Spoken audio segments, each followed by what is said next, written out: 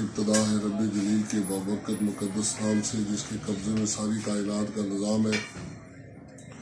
میرے لیے یہ انتہائی دکھ اور کرب کا مقام تھا جب مجھے اس بات کا علم ہوا کہ یونین کونسل بادامولہ کے سب سے بڑے گاؤں موجی میں لوڈ شیڈنگ ہے، اور لوڈ شیڈنگ اس وجہ سے ہے کہ ٹرانسفارمر خراب ہے۔ چٹیال اور چھترگام میں لگ بھگ کوئی 200 خاندان اس شدید برف باری اور مشکل ترین حالات میں، جب سردی اپنے عروج پر ہے تو وہ اتنی مشکل حالات میں بغیر بجلی کے گزارا کر رہے ہیں۔ تو جب میرے علم میں آیا تو اس وقت 2-3 چھٹیاں تھیں، میں نے رابطہ کیا اپنے متعلقہ لوگوں سے، اور پھر میں چیف سیکرٹری آزاد کشمیر شکیل قادر خان کا شکر گزار ہوں، سیکرٹری برقیات چودھری طیب صاحب کا، اور چھٹیوں کے درمیان چیف سیکرٹری صاحب سے میرا رابطہ رہا اور وہ مجھے ساری چیزوں کا انہیں ادراک تھا۔ اور آج کی اس لیے میں نے یہ ویڈیو پیغام جاری کیا کہ میرے ساتھ مسلسل لوگ، میں ویسے بھی پارٹی ہر ایک کی اپنی عزت ہوتی ہے، لیکن میرے لیے وہ لوگ عزت دار ہیں، اور میں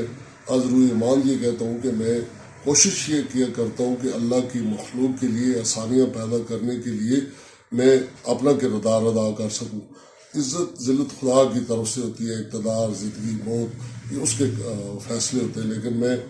بغیر چہرہ دیکھے میں نے ہمیشہ کوشش کی کہ جتنا میرا سب قدر جسا کردار ادا کر سکوں۔